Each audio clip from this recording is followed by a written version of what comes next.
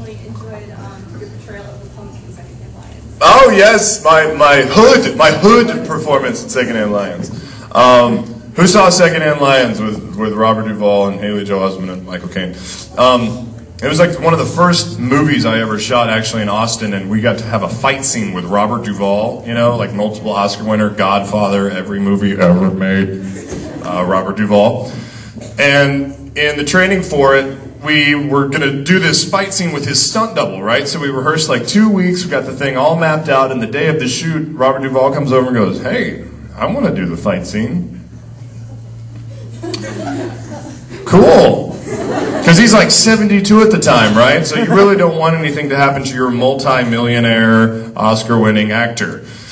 But he's Robert Duvall, so what he says goes. So we take a minute, or like an hour, teach him, you know, like the basics of the fight scene, and we get ready to rock. And it's like one of my first movies ever, so I'm already really freaking nervous. Except that I'm about to step up in a fight scene with Robert Duvall.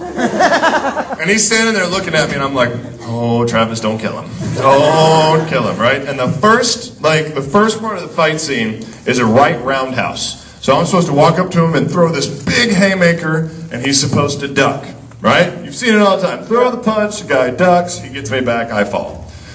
So he's looking at me, right? He's got his like game face on. Like, ready, and action. I walk up to him, I'm like, "You gotta duck, bro." Like he's just standing there looking right in the face. Like I almost knocked out Robert Duvall.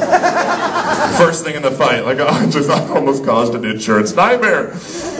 So we do the fight, we're going through the whole thing, and I'm the guy that keeps getting up during the fight. I'm the big dumb guy that keeps like, you know, keep getting up.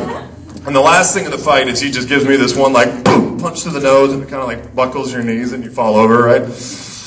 Well, we set it up so that we're like this way. The camera's over here. And since the camera can't tell depth in cinematography, as long as he punches anywhere to the outside of my face, just behind it, looks like he's punching me in the face. Here to anywhere over there, right? Ready and action. Punches me right in the nose.